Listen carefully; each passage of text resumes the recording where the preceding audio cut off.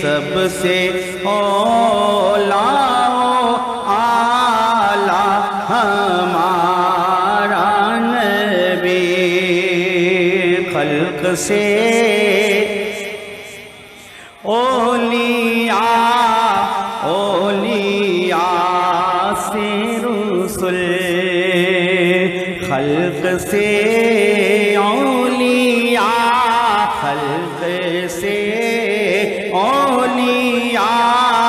اولیاء سے رسل، خلق سے اولیاء سے رسل، اور رسولوں سے اعلیٰ ہمارا نبی، اور رسولوں سے اعلیٰ ہمارا نبی، سب سے اولا اعلیٰ ہمارا نبی، جس کی دو بوند ہیں، کوثر و سلسبیل، جس کی دو بوند ہیں، جس کو کی دو بوندیں ہیں، کوثر و سلسبیل، جس کی دو بوندیں ہیں، کوثر و سلسبیل، جس کی دو بوندیں ہیں، کوثر و سلسبیل، ہے وہ رحمت کا دریا ہمارا نبی، ہے وہ رحمت کا دریا ہمارا نبی، سب سے اولا اعلیٰ ہمارا نبی، قرنوں بدلی رسولوں کی ہوتی رہے، قرنوں بدلی رسولوں کی ہوتی رہے، قرنوں بدلی رسولوں کی ہوتی رہی، چاند بدلی کا نکلا ہمارا نبی، چاند بدلی کا نکلا ہمارا نبی، چاند بدلی کا نکلا ہمارا نبی، سب سے اولا اعلیٰ ہمارا نبی، کون دیتا ہے، کون دیتا ہے دینے کو منہ چاہیے، کون دیتا ہے دینے کو منہ چاہیے، یہ کلام اعلیٰ حضرت ہے، کیونکہ امام کا کلام کلاموں کا امام ہوا کرتا ہے، دینے کے لیے آدمی دیتا کس سے؟ ہاتھ سے دیتا ہے، مگر اعلیٰ حضرت نے کیا بات کی، کون دیتا ہے دینے کو منہ چاہیے، جب کوئی ایسی بات کوئی کہتا ہے نا جو آپ کی سمجھ میں نہیں آتی تو آپ کہتے ہیں منہ دیکھا ہے اپنا، کون دیتا ہے دینے کو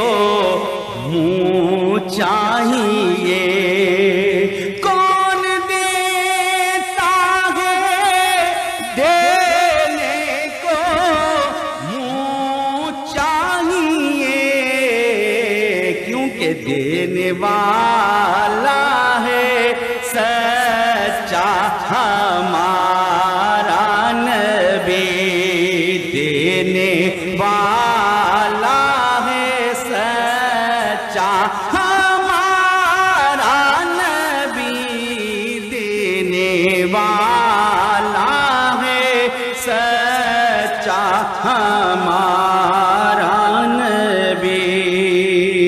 کیا خبر کتنے تارے کھلے چھپ گئے، کیا خبر کتنے تارے کھلے چھپ گئے، کیا خبر کتنے تارے کھلے چھپ گئے،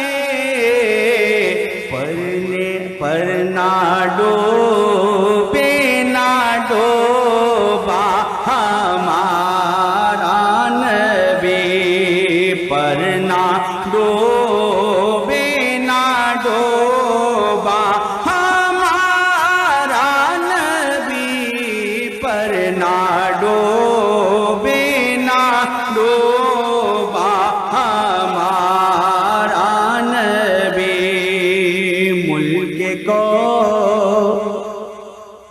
ملک کونین میں انبیاء تاجدار، ملک کونین میں انبیاء تاجدار، ملک کونین میں انبیاء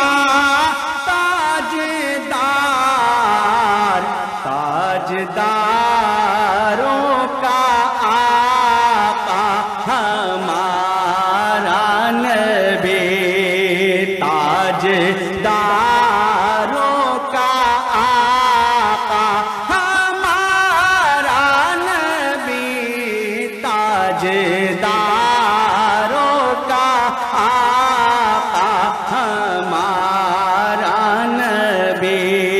تاجدار ختم نبوت زندہ باد زندہ باد، یہ نعرہ تو اعلیٰ حضرت نے ہمیں کئی سو سال پہلے دے دیا۔ تاجداروں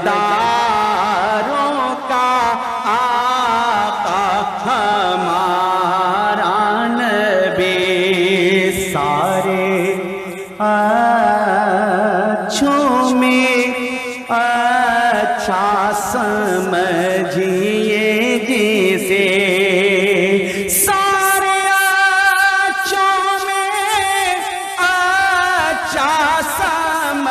سمجھیے جسے، ہے اس اچھے سے اچھا ہمارا نبی۔ پھر کہتے ہیں سارے اونچوں میں اونچا سمجھیے جسے، اونچوں سے اونچا ہمارا نبی، سب سے اعلیٰ ہمارا نبی، سب سے بالا والا ہمارا نبی۔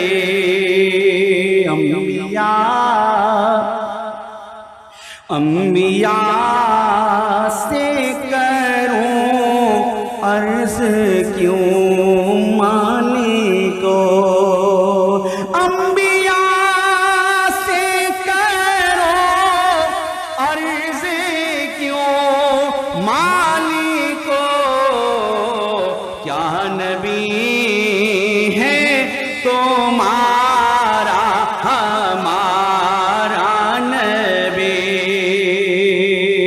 اور جس نے ٹکڑے کیے ہیں قمر کے وہ ہے، جس نے ٹکڑے کیے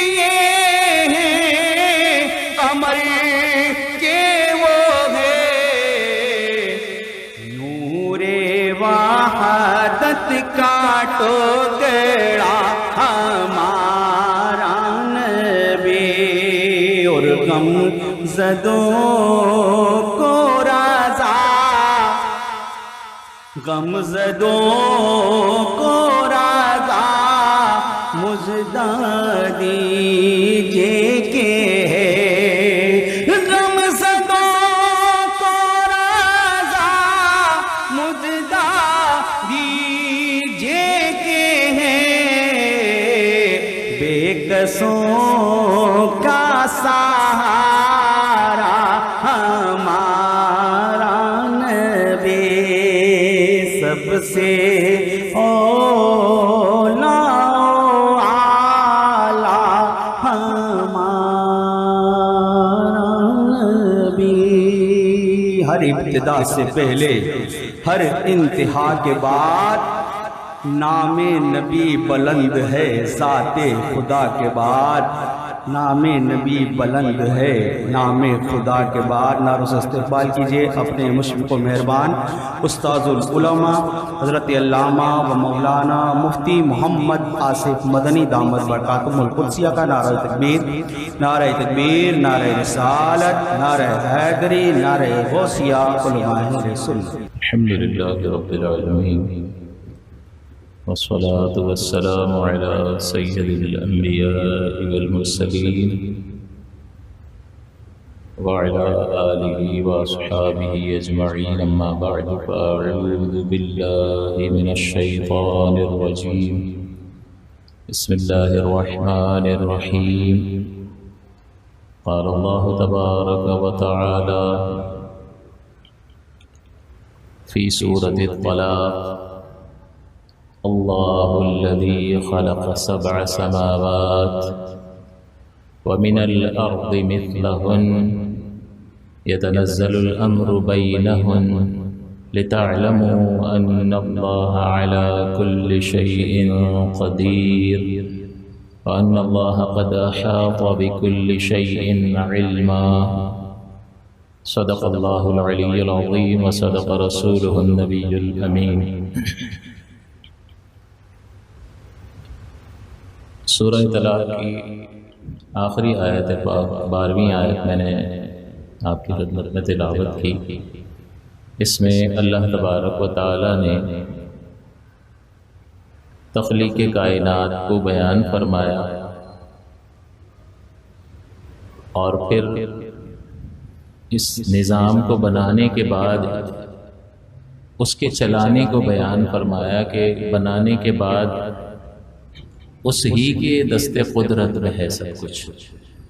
بعض اوقات بعض کمپنیاں کوئی چیز بناتی ہیں، جیسے ٹویوٹا کمپنی نے کوئی کار بنا لی تو وہ اس کی خالق ہے، لیکن اب وہ اس نے سیل آؤٹ کر دیا تو اس کے کنٹرول میں چیزیں نہیں ہوتی ہیں، وہ بیچ چکا ہوتا ہے اور لوگوں کے قبضے میں ہوتی ہیں، وہ جیسے اس کو استعمال کریں، جیسا چاہے اس کے ساتھ معاملہ کریں۔ لیکن اللہ تعالیٰ فرماتا ہے کہ اللہ تعالیٰ نے زمینوں 7 آسمان پیدا فرمائے اور اس ہی کے برابر زمینیں بھی پیدا فرمائی۔ اس کا مطلب آسمان بھی 7 ہیں اور زمینیں بھی 7 ہیں، تو یہ تخلیق کا ذکر فرما دیا، اور مزید فرمایا کہ تخلیق کر کے ایسے چھوڑ نہیں دیا کہ اس کے کنٹرول سے باہر نکل گئی، بلکہ یتنزل الامر بینہن، اترتا ہے حکم اللہ کا اس زمین و آسمان کے درمیان، یعنی اسی کا راج چل رہا ہے۔ اگر آپ چاہو کہ آپ بیمار نہ ہو تو ایسا ہو سکتا ہے؟ آپ کی چاہت کام کرتی ہے، رب کی چاہت کام کرتی ہے۔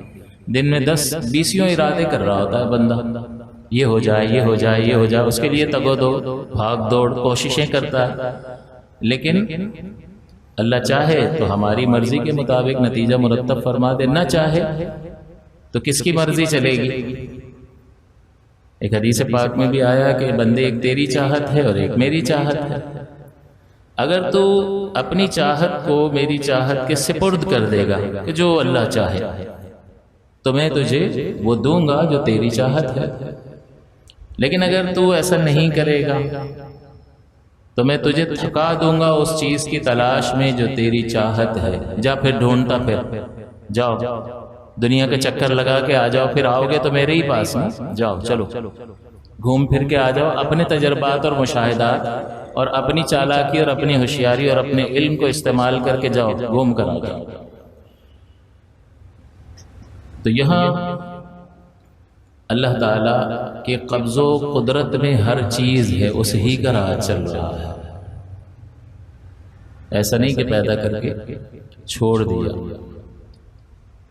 تو چاہے تو اللہ ہماری مرضی پوری فرما دے، لیکن بہت سارے مقامات پر دن میں 10 ارادے کرتے ہیں، 2 کا نتیجہ ہماری مرضی کے مطابق نکلتا، 8 کا نتیجہ جیسا مالک چاہے، تو 10 ہی 10 کا نتیجہ اللہ کی مرضی کے موافق ہی ظاہر ہوا۔ بس ہوا یہ کہ 2 میں موافقت ہو گئی، جو اللہ نے ارادہ کیا تھا ہم بھی وہی چاہ رہے تھے، باقی 8 میں بظاہر ہمارا کچھ اور چاہت تھی اور اللہ تعالیٰ نے نتیجہ کچھ اور ظاہر کر دیا۔ تو اللہ ہی کا راج چل رہا ہے، یہ اللہ بیان فرما رہا ہے کہ پیدا کر کے نظام بھی اس ہی کے دست قدرت میں ہے۔ اور یہاں تخلیق کا ذکر فرمایا، خلقا، اللہ نے 7 آسمان اور اسی کے برابر زمینیں پیدا کی، خلقا، اور پھر اس کا نظام بھی وہ چلا رہا ہے، پیدا کر کے ایسے ہی چھوڑ نہیں دیا، دوسرے کے قبضے میں نہیں آ گئے، وہی نظام بھی چلا رہا ہے، اسی کا راج چل رہا ہے۔ کوئی ایک پتا بھی اس کی مرضی کے بغیر حرکت نہیں کر سکتا، متحرک نہیں ہو سکتا۔ تو کیا اللہ تعالیٰ بیان کیا فرمانا چاہتا ہے کہ میں نے 7 زمین 7 آسمان پیدا کیے اور اس میں میرا حکم جاری ہے، تو اس سے وہ بتانا کیا چاہتا ہے؟ خلقہ کا سبب کیا ہے؟ اب ذکر فرمایا لِتَعْلَمُوا، تاکہ تم جان لو، یعنی تخلیق کا مقصد علم کا حصول ہے، کہ تمہیں علم حاصل ہو جائے۔ اس پوری کائنات میں غور و تفکر کرنے کے بعد تو بہت ساری چیزوں کو جانو گے، بھئی جان جائیں گے تو کیا ہوگا؟ اب اللہ تعالیٰ فرماتا ہے کہ جب تم یہ جان جاؤ گے، اس کی وسعت کو، اس کے حیرت انگیز ہونے کو اور اس نظام کے کمال کو جب جان جاؤ گے تو نتیجہ کیا نکلے گا؟ تو اللہ تعالیٰ فرما رہا ہے لِتَعْلَمُوا، تاکہ تم جان جاؤ گے ان اللہ علی کل شیء قدیر، کہ اللہ تعالیٰ سب کچھ کر سکتا ہے۔ جب غور و تفکر کرو گے اور اتنی حیرت انگیز کائنات کو دیکھو گے، اس کے کمالات کو دیکھو گے، تو آپ کہو گے، کہنے پر مجبور ہو جاؤ گے کہ ایسا کوئی نہیں کر سکتا، یہ خالق بہت زبردست ہے اور وہ سب کچھ کر سکتا ہے۔ تو اس کا مطلب جب یہ سب کچھ کر سکتا ہے تو اس صفت پاک پر یقین ہونے کی وجہ سے انسان اپنے آپ کو پھر اس کے سپرد کرتا ہوا دکھائی دیتا ہے۔ تو اللہ فرماتا ہے یہ تخلیق جو کی ہے تاکہ تم جان لو کہ اللہ سب کچھ کر سکتا ہے، اور کس لیے کیا ہے؟ وَأَنَّ اللَّهَ قَدْ أَحَاطَ بِكُلِّ شَيْءٍ عِلْمًا، اور اللہ تعالیٰ نے اپنے علم کے ذریعے سے ہر چیز کا احاطہ کر رکھا ہے۔ ایک احاطہ ہوتا ہے اپنے جسم کے ذریعے سے کسی چیز کو گھیر لینا، جیسے اس ٹیبل کو میں نے ہاتھوں کے ذریعے سے یہ احاطہ کر لیا۔ اللہ تعالیٰ جسمانیت سے منزہ ہے، مبرہ ہے، عرفہ ہے، اعلیٰ، ورنہ تو جسم ہوتا تو کسی جگہ میں آ جاتا تو جگہ اس کو گھیر لیتی۔ اللہ کو کوئی نہیں گھیر سکتا، اس کا احاطہ کوئی بھی نہیں کر سکتا، بلکہ وہ اپنے علم کے ذریعے سے ساری کائنات کو گھیرے ہوئے۔ تو ان 2 صفات میں اللہ تعالیٰ نے یہ بتایا، 2 چیزوں کا ذکر ہوا کہ میں نے پیدا کیا ہے اور میرا ہی حکم چل رہا ہے، یہ 2 چیزیں بیان کی اللہ تعالیٰ نے۔ تو ان 2 چیزوں میں اللہ تعالیٰ کے 2 کمالات کا اظہار ہے۔ تو جب آپ اس کائنات کو دیکھو گے، پیدا کرنے کو دیکھو گے، تو آپ کہو گے بڑی قدرت والا ہے، بہت سب کچھ کر سکتا ہے، اس کی قدرت پر آپ کا اعتماد اور یقین بڑھتا چلا جائے گا۔ اور جب آپ دیکھو گے کہ اسی کا راج چل رہا ہے، بنانے کے بعد بھی کوئی چیز اس کے کنٹرول سے نکلی نہیں ہے، تو اس کا مطلب اس نے علم کے ذریعے سے ساری کائنات کو گھیرا ہوا ہے، کہ اپنی بنائی ہوئی ہر چیز کے ذرے ذرے کو اب بھی جانتا ہے اور پاورز رکھتا ہے کہ جس طرح کا چاہے اس میں تصرف کر دے۔ ایک موجود ہے، پہلے تو قدرت کا اظہار یہ کہ اللہ تعالیٰ کسی شے کو جو موجود نہیں ہے اس کو وجود عطا کر دے، پیدا کر دیا، ہم نہیں تھے ہمیں بنا دیا، اتنی بڑی کائنات کو بنا دیا، نہیں تھی پہلے، اللہ ہی کا وجود تھا، اسی ہی کی صفات تھی، اس نے پیدا کر دیا۔ پھر جس کو پیدا کیا ہے وہ موجود ہو گیا، اس میں کمال بھی پیدا کر سکتا ہے، اس میں نقص بھی پیدا کر سکتا ہے۔ ہم چھوٹے بچے ہوتے ہیں، پھر اس کے بعد جو ہے بچپن گزرتا ہے، آہستہ آہستہ کمال تک پہنچا دیتا ہے، بہت زیادہ طاقتور ایک انسان بنا دیتا ہے، لیکن پھر آہستہ آہستہ آہستہ اس میں نقص پیدا، تو نقص اور کمال بھی وہی پیدا کرتا ہے، اور پھر آخر میں اس موجود کو عدم میں لے جاتا ہے، اس کو ختم کر دیتا ہے۔ اس کو کہتے ہیں قدرت۔ تو اللہ تعالیٰ کی تخلیق کی صفت پہ غور کر کے یہ یقین حاصل ہو جاتا ہے کہ بہت بڑی قدرت والا ہے، بہت طاقتور ہے، بہت پاورفل ہے۔ دوسرا، پیدا کرنے کے بعد بھی اسے ہر شے کا علم ہے، تو پاورز بھی ہیں اور علم بھی ہے، لہٰذا اپنے اس علم کے ذریعے سے سب کچھ جانتا ہے، اور اپنی قدرت کے ذریعے سے، اپنی پاورز کے ذریعے سے، اپنی طاقت کے ذریعے سے جس چیز میں جیسا تصرف کرنا چاہے کر سکتا ہے۔ ایک شخص ہے، اس کو کمال پہ پہنچا دے، اس کو نیچے کی طرف لے آئے، یہ اس کی مرضی ہے، اس ہی کا راج چلتا ہے۔ تبارک الذی بیدہ الملک وہو علی کل شیء قدیر، بڑی برکت والی ہے وہ ذات جس کے ہاتھ میں ملک ہے، بادشاہت حقیقتاً اسی کی، اسی کا راج چل رہا ہے، کوئی چیز اس سے پوشیدہ نہیں ہے۔ یہاں کے حکمرانوں سے اگرچہ ان کا راج چل رہا ہوتا ہے کہ وہ قانون پاس کر دیں، قلم چلائیں تو قانون بن جائے اور سب کو ماننا پڑے، لیکن بہت سارے لوگ خاموشی سے قانون کی خلاف ورزی کر جائیں، حکمراں کو پتہ بھی نہ چلے، لیکن اللہ سب کچھ جانتا ہے، وہ ڈھیل دیتا ہے، لیکن ایسا نہیں سمجھنا چاہیے کہ معاذ اللہ وہ پکڑ نہیں سکتا یا اسے پتہ نہیں۔ تو آپ دیکھیں اللہ تعالیٰ نے اس آیت مقدسہ میں کیسا کمال اسلوب اور انداز اختیار کیا، اور جب آپ کو اللہ تعالیٰ کی ذات پاک پر، اس کے کمالات پر یقین ہو جائے گا، نتیجہ کیا نکلے گا؟ نتیجہ یہ نکلے گا کہ آپ اپنے آپ کو اپنے رب کے سپرد کر دو گے۔ آپ اپنے آپ کو کس کے سپرد کرتے ہو؟ جو کمال والا ہوتا ہے۔ اپنے بچے کی تعلیم کے لیے کون سا اسکول ڈھونڈتے ہو؟ You choose one of the best schools in the town. بہترین اسکول آپ منتخب کرو گے۔ آپ چاہو گے کہ آپ کے بچے کی تربیت بہترین اور ماہر استاد کرے۔ کیوں ماہر کے سپرد کر رہے ہو؟ کسی بھی آدمی کے سپرد کر دو۔ بھائی بچے کی زندگی تباہ تھوڑی کرنی ہے، اس کا وقت بہت زیادہ قیمتی ہے، یہی چند 8 10 12 14 سال ہیں اس کی تعلیم کے، اس کے بعد تو اس کو پریکٹیکل لائف میں آنا ہے۔ تو آپ ماہر تلاش کرتے ہو۔ آپ کو علاج کرانا ہوتا ہے، کیا کرتے ہیں؟ شروع میں تھوڑا سا تو چلو علاقے کے چھوٹی موٹی بیماری میں پہلے خود ڈاکٹر بن جائے گا، سیلف میڈیکیشن کرے گا، پیناڈول لے لیے وہ، لیکن نہیں ٹھیک ہوا تو علاقے کے کلینک کو، لیکن پھر اس کے بعد جب کوئی مرض معاذ اللہ پتہ چل جائے، اللہ محفوظ فرمائے، اور ڈاکٹر کہے کہ بھئی آپ کو یہ بیماری ہے، تو وہ دسیوں کے پاس جائے گا، پھر وہ کہے آپریشن کرانا ہوگا، تو ایک بندے کے بتانے پہ آپریشن نہیں کرائے گا، سیکنڈ اوپینین لے گا۔ اس کا مطلب انسان جو ہے وہ ماہر کو تلاش کرتا ہے۔ پھر جس کی مہارت پر یقین ہوگا آپریشن بھی کرانا ہے، تو اپنا جسم بھی اس کے سپرد کرنا ہے، جو کاٹے پیٹے کچھ بھی کر دے۔ تو آپ 10 میں سے ایک کا انتخاب کرتے ہو جس کا تجربہ زیادہ ہوتا ہے، نام زیادہ ہوتا ہے، پیسے کی بھی پرواہ نہیں کرتے، بھائی زیادہ پیسے دے دو، علاج اچھا ہونا چاہیے۔ تو کمال، جب کمال پر کسی کے کمال پر یقین ہو جائے تو سپردگی پیدا ہو جاتی ہے، انسان اپنے آپ کو سپرد کر دیتا ہے، اس پہ بھروسہ کرنے لگ جاتا ہے اس کمال والے پر۔ تو اللہ تعالیٰ کے کمالات پر اگر انسان کا کامل یقین ہو جائے تو بندہ یہ کہتا ہے کہ اتنے کمالات والا ہے تو بھئی سارے کام اسی کے سپرد کر دو۔ اس کا نتیجہ یہ نکلے گا۔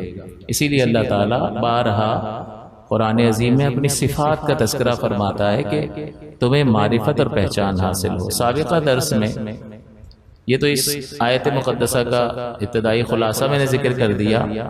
یہ کیوں آیت مقدسہ میں نے منتخب کی؟ تو آپ کو معلوم ہے کہ پچھلے ہفتے ہمارا یہ درس چل رہا تھا کہ اللہ تبارک و تعالیٰ کے قرب کی منزلوں کو طے کرنا، اور اس میں نے آپ کو یہ بتایا تھا کہ 7 ایسی رکاوٹیں ہیں جن کو عبور کیے بغیر انسان اللہ کے قریب ہو ہی نہیں سکتا۔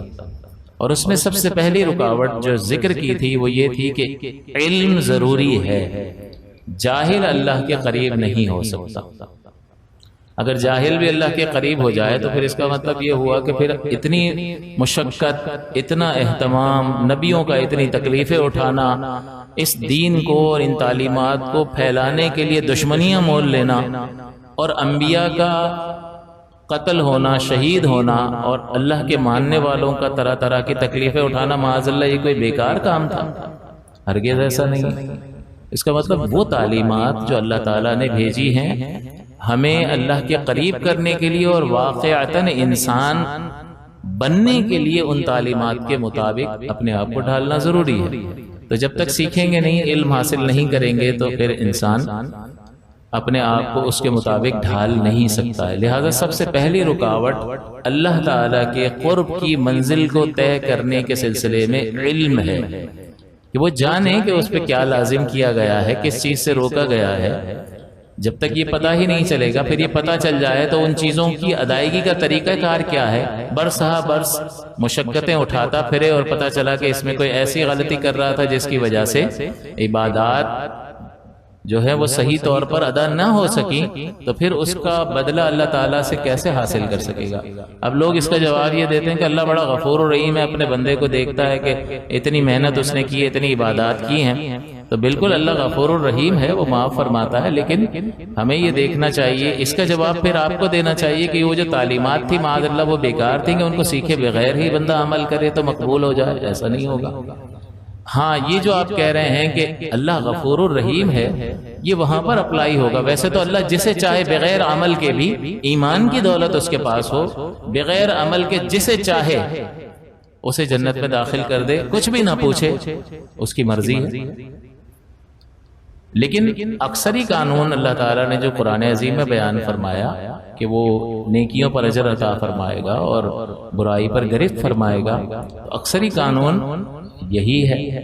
تو پھر اس کا جواب کیا ہوگا کہ اللہ تعالیٰ غفور الرحیم تو ہے، پھر یہ ان تعلیمات کا کیا کریں گے؟ اس کو چھوڑ دیں گے؟ نہیں، بلکہ اس کا مطلب یہ ہے کہ ان تعلیمات کو سیکھنے کے بعد دین پر اور عبادات کو ادا کریں، پھر انسانی حیثیت سے کوئی کمی کوتاہی رہ جائے تو بندہ یہ اللہ کی بارگاہ میں گزارش کر سکتا ہے کہ یا اللہ میں نے پوری کوشش کی، سیکھا بھی صحیح اور ادا بھی کیا، لیکن بہرحال کمزور ہوں، نفس بھی ہے، شیطان بھی ہے، اطراف کے بہت سارے اور بھی حملے ہوتے ہیں، صحبتیں ہیں، تو اس کی وجہ سے کمی کوتاہی رہ جاتی ہے۔ اللہ کی عبادت کا حق تو ہم ادا نہیں کر سکتے۔ حضور سلام پھیرنے کے بعد 3 بار فرماتے استغفر اللہ استغفر اللہ استغفر اللہ، یعنی ہمیں تعلیم دے رہے ہیں کہ تم نماز پڑھنے کے بعد بھی، عبادت کرنے کے بعد بھی، ایک تو اپنا اسے کمال نہ سمجھنا، دوسرا اللہ سے معافی طلب کرنا کہ اس میں کوئی کمی کوتاہی رہ گئی ہو تو وہ عظیم بارگاہ ہے، اس کا ادب اس قدر ہے کہ اسی طرف توجہ رکھی جائے۔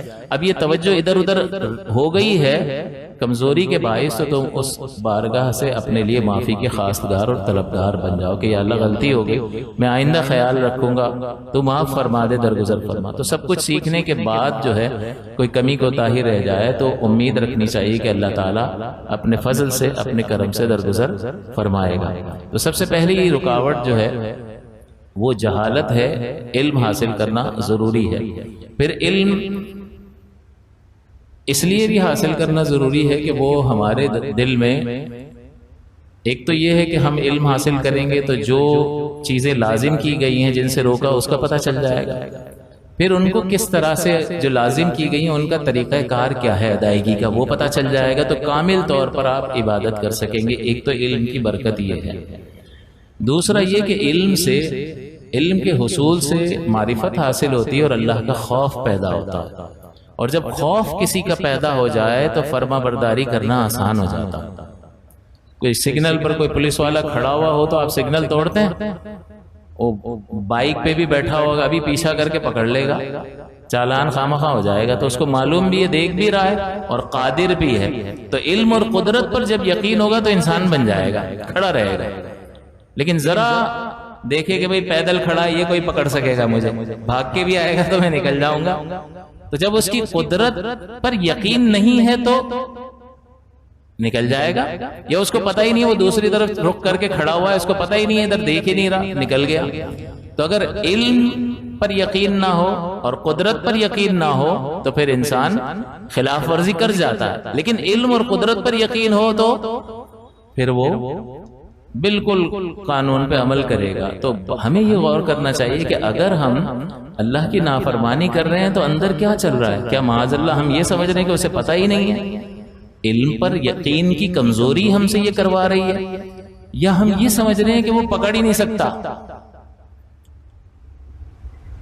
آپ کہو گے پکڑتا کیوں نہیں ہے؟ پھر اس لیے کہ وہ قادر ہے جب چاہے پکڑ لے، تو چاہت اسی کی پوری ہوتی ہے. اگر کوئی پولیس والا، قانون نافذ کرنے والے ادارے کسی مجرم کو دیکھیں گے تو جانے کو ہی دیں گے، کہیں گے پتہ نہیں پھر ہاتھ میں آئے گا کہ نہیں آئے گا، تو وہ تو اسی وقت چھاپا ماریں گے، پکڑیں گے اس کو. لیکن اللہ تعالیٰ کی سلطنت سے باہر کون نکل سکتا ہے؟ تو وہ اپنے ارادے کے تحت جس کو ڈھیل دیتا وہ یہ نہ سمجھے کہ اللہ تعالیٰ کی معاذ اللہ قدرت ناقص ہے یا اسے پتہ نہیں ہے. تو جب ہم گناہ کر رہے ہوتے ہیں یا نافرمانی کر رہے ہوتے ہیں تو ہمیں سوچنا چاہیے کہ اس کا نتیجہ یہ نکل رہا ہے کہ کہیں نہ کہیں اللہ تعالیٰ کے کمال علم پر ایمان میں کمزوری پائی جا رہی ہے. اسی طرح سے کمال قدرت اور اس کی پاورز پر یقین میں کمزوری پائی جا رہی ہے. تو اس کا نتیجہ بڑا خطرناک ہے. لہٰذا علم جو ہے وہ اللہ کا خوف پیدا کرتا ہے. عبادت کی درستگی علم سے ہوتی ہے، دوسرا علم اللہ کا خوف پیدا کرتا ہے. یہاں پر جیسا کہ اللہ تعالیٰ نے، میں نے آپ کو بتایا کہ تخلیق کا مقصد لِتَعْلَمُوا، یہ زمین و آسمان میں نے بنا دیے اور اس میں میرا ہی حکم چل رہا ہے، میری بادشاہت ہے. کیوں بنایا؟ لِتَعْلَمُوا، تاکہ تم جان لو کہ اللہ سب کچھ کر سکتا ہے اور اللہ نے اپنے علم سے ہر چیز کو گھیر رکھا ہے. تو تخلیق کا مقصد علم کا حصول ہے، اور علم حاصل ہوگا، اللہ کی پہچان بڑھے گی، اس کے کمالات کی ایکسیپٹنس بڑھ جائے گی، قبولیت بڑھ جائے گی، بندہ سپورٹ کر دے گا اپنے آپ کو. جس طرح ڈاکٹر کے سپورٹ کر رہا تھا، حالانکہ وہ غلطی بھی کر سکتا ہے، غلط انجیکشن لگا دے، غلط آپریشن کر دے، بعض اوقات اوزار اندر بھول جاتے ہیں، انسان ہے، غلطی ہو جاتی ہے، نہ چاہتے ہوئے غلطی ہو جاتی ہے، کیونکہ اس کا بھی کیریئر داؤ پہ لگ جاتا ہے کہ بھائی اس سے علاج مت کروانا، اخباروں میں آ جاتا ہے تو پھر بڑا مسئلہ ہو جاتا ہے. بندہ اگر بدنام ہو جائے تو پھر کون علاج کروائے گا؟ تو اس کا کیریئر داؤ پہ لگا ہوتا ہے، جان بوجھ کے نہیں کرتا. لیکن ہمیں یہ معلوم ہوتا ہے کہ یہ خطا کر سکتا ہے، اس کے باوجود اس کے کمال پر بھروسہ کرتے ہوئے ہم اپنے آپ کو اس کے سپرد کر دیتے ہیں. آپ کو کتنا ہی پیارا بچہ ہوگا، آپ کہو گے ڈاکٹر صاحب اس کو بچا لو، آپ کی مہربانی، بھئی کاٹنا پڑے گا، یہ جو آپ مناسب سمجھو کرو، مجھے کیا پتا کیا کرنا ہے، آپ ماہر ہو. لیکن وہ غلطی بھی کر سکتا ہے. اللہ ماہر ہے یا نہیں ہے؟ بتاؤ، ہے. کیا اس کے علم میں کوئی کمی ہے؟ کبھی کہیں مسٹیک کر جائے، غلطی کر جائے؟ لا حول ولا قوت الا باللہ. تو پھر وہاں سپردگی کا عالم کیسا ہونا چاہیے بندے کا؟ تو بس اس چیز پہ غور کرنا چاہیے کہ اللہ کے کمالات ایسے ہیں کہ جہاں خطا کا، نقص کا کوئی شائبہ ہے ہی نہیں، گمان ہی نہیں ہے. اس کا نتیجہ یہ نکلنا چاہیے کہ اپنے آپ کو اللہ کے سپرد کر دو.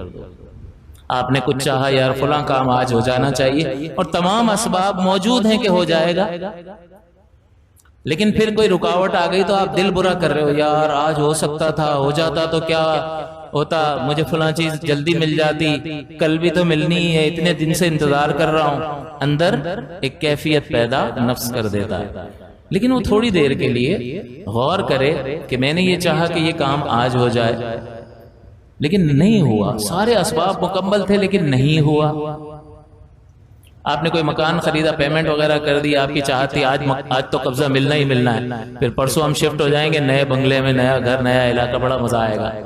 تو ایک چاہت ہوتی ہے انسان کو، اب پتہ چلا ایک ہفتہ ڈیلے ہو گیا.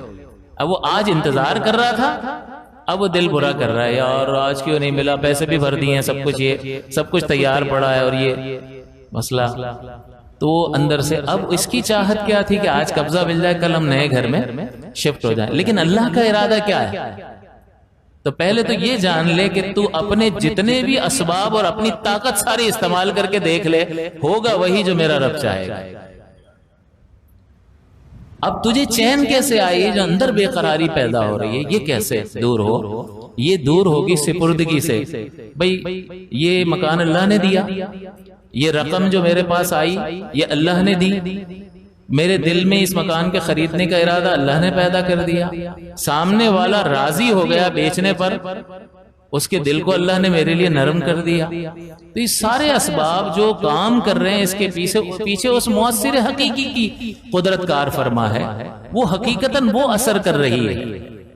ورنہ آپ کے اسباب آج کیوں آپ کو قبضہ نہیں مل رہا؟ پیسے بھی بھر دیے، سب کچھ وعدہ بھی کیا تھا کل دے دوں گا، آج دینے کی باری تھی، اب ایک ہفتہ ڈیلے ہو گیا.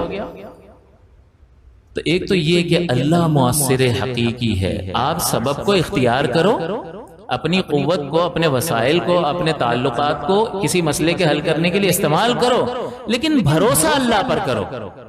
بھروسہ سبب پر نہیں ہوگا، بھروسہ اللہ کی ذات پر ہوگا کہ ہم نے سارے اسباب اور وسائل استعمال کر لیے، اب نتیجہ سبب کے مطابق نکلے یا اس کے خلاف نکلے، اس میں مرضی اللہ کی چلے گی. آپ نے ایک مال خرید لیا، آپ کو تیزی لگتی تھی، آپ نے خرید لیا، آپ کے پاس پیسے تھے، آپ کی گڈ ول تھی، مارکیٹ میں آپ کو ادھار بھی مال مل جاتا، آپ نے لے لیا 10 کروڑ روپے کا مال. اب اس میں آپ نے کیوں لیا؟ اپنے نفع کے لیے لیا تھا، 2 پیسے بچ جائیں گے. تو آپ نے اپنی بھلائی سوچی، اسٹڈی کی، اور پھر اپنے تعلقات کو استعمال کر کے آپ نے مال خرید لیا. آپ یہی کر سکتے تھے، لیکن کیا آپ کی مرضی کے موافق نتیجہ نکلے گا؟ کیا یہ اسباب اور یہ آپ کی طاقت آپ کی مرضی کے موافق آپ کو نتیجہ فراہم کرے گی؟ نہیں، اس میں اللہ تعالیٰ کی مرضی چلے گی. تو اب ہو سکتا ہے آپ نے سوچا ہو یار اس 2 کروڑ کا مال لیا، کم سے کم 25 لاکھ روپے کا نفع کی امید ہے، ہو سکتا ہے آپ کو 50 لاکھ دے دے اللہ تعالیٰ، آپ کی سوچ سے زیادہ. کاروباری حضرات اگر ہوں تو وہ میری بات کی تائید کریں گے کہ بعض اوقات سوچ سے بھی زیادہ اللہ نفع دے دیتا ہے. بعض اوقات جتنے کا لیا اتنے کا ہی بیچنا پڑتا ہے، بعض اوقات 100 کا لیا ہے 90 میں بیچنا پڑتا ہے. یہ کون ہے جو فیصلے کر رہا ہے؟ کیا آپ نے اپنے نقصان کا ارادہ کیا تھا؟ آپ تو اپنے دشمن نہیں تھے، آپ نے تو اپنی بھلائی کے لیے فیصلہ کیا تھا. سارے اسباب، تو سبب کو اختیار کر کے بھروسہ اللہ کی ذات پاک پر کرنا. پھر جب اللہ تعالیٰ جو نتیجہ مرتب فرمائے وہ آپ کو کچھ دے دے اس کے ذریعے سے، تو آپ شکر والے بن جائیں، شکر ادا کرنے والے. اس کو اپنا کمال نہ سمجھیں، میرے رب کا کرم، اس کی عطا، اس کا فضل، ورنہ اس قابل نہیں ہوں کہ مجھے ایک لقمہ دیا جائے. اور اگر آپ کی مرضی کے خلاف نتیجہ مرتب ہوا تو اب سر جھکا دیں کہ وہی کہتا ہے کہ وہ تو ہمارا دوست ہے. اللہ ولی الذین آمنوا یخرجہم من الظلمات الی النور. اللہ تعالیٰ تو ایمان والوں کا دوست ہے. تو دوست تو اگر کچھ لے رہا ہے تو اس کا مطلب دشمنی تو نہیں کر رہا. اگر آپ دشمنی مانو تو پھر اللہ کے اس کلام کا معاذ اللہ انکار لازم آتا ہے کہ آپ اس کو دوست نہیں مانتے ہو. تو اس صورت میں جب بندہ صبر کرتا ہے تو صبر کے ذریعے سے اللہ کا قرب حاصل ہوتا ہے، اور وہ ایک مضبوط آدمی بن جاتا ہے، ایک پہلوان بن جاتا ہے. دنیا دار اطلاع ہے، آزمائش کا گھر ہے، تو چھوٹی چھوٹی مصیبتوں پر جب ضبط اور طاقت کا مظاہرہ کرتا ہے تو بڑی مصیبت کو برداشت کرنے کے قابل ہو جاتا ہے. بڑی مصیبتیں آتی ہیں تو بلڈ پریشر، ڈپریشن میں مبتلا نہیں ہوگا. وہ کہے گا جو مالک کی مرضی، وہ میرا دوست ہے، وہ جو کر رہا ہے وہی ٹھیک ہے، مجھے تو پتہ ہی نہیں ہے، میں تو ایسے ہی بچوں کی طرح فیصلے کرتا ہوں. جیسے چھوٹا بچہ کہتا ہے نا فلاں چیز دلا دو دلا دو، ماں باپ کو پتا ہوتا نہیں دلا رہے ہوتے کہ خامخواہ ضد کر رہا ہے اب یہ. اور یہ بھی ضروری نہیں ہے کیا ماں باپ اپنے بچے کو سب بتا دیتے ہیں کہ بھائی یہ تمہارے حق میں؟ بعض اوقات اس کا ذہن اتنا بڑا نہیں ہوتا کہ وہ ہماری دلیل کو سمجھ سکے. تو اس کو کیا کہتے ہیں؟ بیٹا ہم کہہ رہے ہیں نا نہیں لینا ہے، نہیں لینا ہے. تو اللہ تعالیٰ بھی بعض اوقات ضروری نہیں ہے کہ ہر چیز کی ہمارے سامنے وضاحتیں ارشاد فرما دے. بعض اوقات کہتا تمہیں سمجھ نہیں آئے گی، ہم جو کر رہے ہیں اس کو بس اپنے آپ کو سپرد کرو اس کے. تو اللہ تبارک و تعالیٰ نے جو علم کے حصول کو لازم قرار دیا، اس سے ایک تو ہماری عبادات کی درستگی ہوتی ہے، جس سے آخرت کا نتیجہ وہی مرتب ہوگا جو اللہ تعالیٰ نے اپنے اس کلام مقدس میں اور اپنے حبیب کریم صلی اللہ علیہ وسلم کی زبان اقدس کے ذریعے سے ہم تک پہنچایا. اور دوسرا، جب علم حاصل کریں گے تو اللہ کا خوف اور خشیت پیدا ہوگا. تو یہاں میں یہ تخلیق کی بات کو ذکر کر رہا تھا کہ اللہ نے جو تخلیق کی ہے لِتَعْلَمُوا، تاکہ تم جانو کہ وہ کتنا زبردست ہے اور پھر سپردگی پیدا ہو جائے. اسی طرح اللہ تعالیٰ نے دوسرے مقام پر بھی تخلیق کو ذکر فرمایا وَمَا خَلَقْتُ الْجِنَّ وَالْإِنسَ إِلَّا لِيَعْبُدُونَ، کہ ہم نے جن و انس کو فقط اپنی عبادت کے لیے پیدا کیا ہے. تو یہاں پر بھی خلقتو تخلیق کا لفظ آیا، پہلے بھی 7 آسمان اور زمین میں تخلیق کا لفظ آیا. اور اس کا سبب ذکر کیا لتعلموا، تاکہ تمہیں پتہ چل جائے. علم، تخلیق کا مقصد بولو علم. یہاں پر بھی فرمایا وما خلقت الجن والانس الا لیعبدون، کہ میں نے تمہیں پیدا نہیں کیا مگر لی، تاکہ یعبدون، تم اس کی عبادت کرو. اور یہاں ابن عباس حبر هذه الامہ، جو امت کے سب سے بڑے عالم ہیں، جن کے سینے پر حضور نے ہاتھ مار کر دعا کی تھی کہ یا اللہ انہیں قرآن کا فہم عطا فرما. تو جس کے لیے حضور اس طرح کی دعا کرتے ہیں، اسے قرآن کے کیسے انوار اس تک منتقل ہو گئے ہوں گے. اس لیے آپ فرماتے ہیں کہ اگر میرے اونٹ کی رسی بھی گم ہو جائے تو میں اسے قرآن سے تلاش کر لوں کہ کہاں پڑی ہے. اب اس میں کوئی لکھا ہوا ہے، لیکن ایسی گہرائی اور عمق حاصل تھا ان کو کہ آپ یہ فرماتے ہیں کہ اگر اونٹ کی رسی بھی گم ہو جائے تو قرآن سے تلاش کر. تو وہ یہ لیعبدون، کہ ہم نے جن و انس کو فقط اس لیے پیدا کیا ہے کہ وہ عبادت کریں. تو تخلیق کا مقصد عبادت. اور ابن عباس، جن کا ابھی میں نے ذکر کیا، جن کی عظمت کا، وہ اس کی یعبدون کی تفسیر کرتے ہوئے فرماتے ہیں ای لیعرفون، یعنی یعبدون کا مطلب ہے یعرفون، کہ اللہ کی پہچان اور اللہ کی معرفت حاصل کریں. تو تخلیق کا مقصد جہاں زمین و آسمان کا ذکر ہوا وہاں بھی علم، اور یہاں انسان اور حیوان کو پیدا کرنے، انسان اور جن کو پیدا کرنے کا جو ذکر کیا وہاں بھی لیعبدون مقصد بتایا. اور لیعبدون کا مطلب کیا ہے؟ لیعرفون، کہ اللہ کی معرفت حاصل کریں. تو پوری کائنات کو اللہ تعالیٰ نے جو پیدا فرمایا اور ہمیں پیدا فرمایا، اس کا سبب یہ ہے کہ ہم جانیں، اور جاننے کے بعد اللہ کی صفات کمال پر ہمارا یقین بڑھتا چلا جائے. اور جب یقین بڑھتا چلا جائے گا تو اس کی بارگاہ میں بندہ جھک جائے گا. اور یہ انسان کے لیے ایک معاون اور مددگار ہوتا ہے عبادت کے سلسلے میں. پھر وہ اپنی نفس پر بھی جبر کر سکتا ہے، مشقتیں اٹھا سکتا ہے، اور اللہ تعالیٰ کی بات ماننے کے لیے، اس کے احسانات کا شکریہ ادا کرنے کے لیے وہ ہر طرح کی قوت اپنے اندر پاتا ہے. انبیاء کرام بھی شہید کیے گئے ہیں.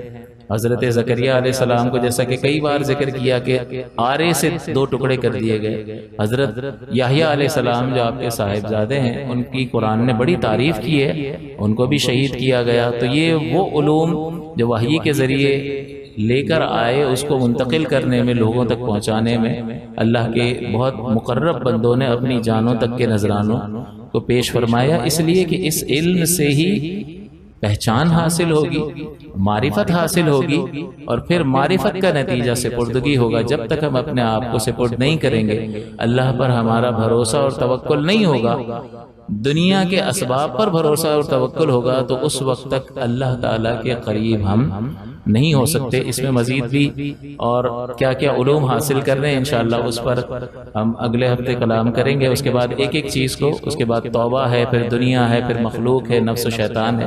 اس طرح سے ان چیزوں پر کلام ہوگا تاکہ اللہ تعالیٰ کی قرب کے مناظر کے سلسلے میں جو ضروری امور ہیں وہ آپ کی خدمت میں ذکر کر دیے جائیں. بہت سارے اللہ کے بندے ایسے ہوتے ہیں کہ جو سن کر اثر قبول کرتے ہیں اور پھر اس پر عمل کے سلسلے میں سنجیدہ عملی کوشش کرتے ہیں، یا یہ باتیں ان کو بے قرار ضرور کر دیتی ہیں کہ جب رات کو سوئے گا تو بے قرار ہو جائے گا.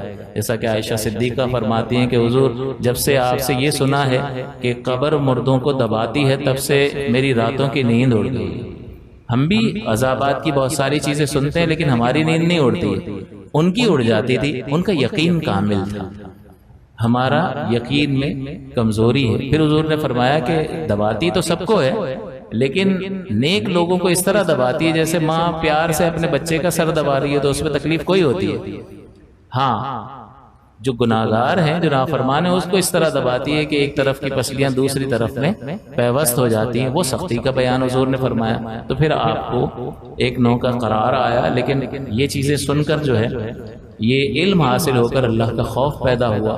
پھر یہ خوف کی کتنی اقسام ہیں اور پھر آگے کون سا علم حاصل کرنا چاہیے وہ بیان ہوگا. اور انشاءاللہ اگلے ہفتے سے میں نے یہ ارادہ کیا ہے کہ 12:30 بجے اللہ نے چاہا تو بیان شروع ہوگا، 1 بجے بیان ختم کر دیں گے، اور 15 منٹ جو ہے وہ ہم ان ضروری علوم پر بات کریں گے جو آپ کو سیکھنے چاہیے، تاکہ آپ اسی درس میں وہ فرض علوم سیکھ لیں، آپ کو کہیں تلاش کرنے کی، جستجو کرنے کی ضرورت پیش نہ آئے کیونکہ ہم کرتے نہیں ہیں، تو کوشش یہ ہوگی کہ وہ علوم فرض جو ہے آپ تک منتقل کر دیے جائیں۔ پھر یہ ہمارے چینل پر ریکارڈ بھی ہو رہا ہے، تو آپ یہاں بھی سنیں اور اس کو بار بار جا کر وزٹ کریں، سبسکرائب کر کے آپ اس کو بار بار دیکھیں، تاکہ جب بھی کوئی نئی چیز ڈالی جائے گی تو آپ کو پتہ چل جائے گا اور آپ اس کو دیکھ سکیں گے۔ بار بار خود بھی دیکھیں، اور آپ کے گھر والوں کی تربیت کی ذمہ داری آپ پر ہے، لہٰذا گھر والوں کو پابند کر کے بٹھا کر رات کے کسی سکون والے وقت میں آپ ان کو یہ دکھائیں تاکہ وہ اس سے علم حاصل کریں اور آپ کی ذمہ داری پوری، اور اس سلسلے میں اللہ تعالیٰ آپ کی گرفت نہ فرمائے، آپ اللہ کی گرفت سے بچ جائیں کہ یا اللہ ہم نے یہ اہتمام کر دیا۔ تو ہم یہی کر سکتے تھے کہ ہم نے تیاری کر کے بیان کر دیا اچھی مثالوں سے، آسان کر کے، اور یہ انور بھائی کی مہربانی ہے کہ سارے خرچہ وغیرہ سب خود ہی کرتے ہیں اور یہ محنتیں کر رہے ہوتے ہیں۔ اللہ تعالیٰ ان کو اجر عظیم عطا فرمائے، اور یہ سارا چلاتے ہیں، آسان کام نہیں ہوتا، اس کے لیے مستقل مزاجی کی ضرورت ہوتی ہے۔ اللہ انہیں بھی اجر عظیم عطا فرمائے، اور جب تک یہ چیزیں رہیں گی ثواب حاصل ہوتا رہے گا، تو آپ اس سے ضرور فائدہ اٹھائیں۔ ہم اتنا ہی کر سکتے ہیں، آپ کو جگا سکتے ہیں اور آپ کے لیے ایک پلیٹ فارم مہیا کر سکتے ہیں، آگے آپ کو فائدہ اٹھانا چاہیے۔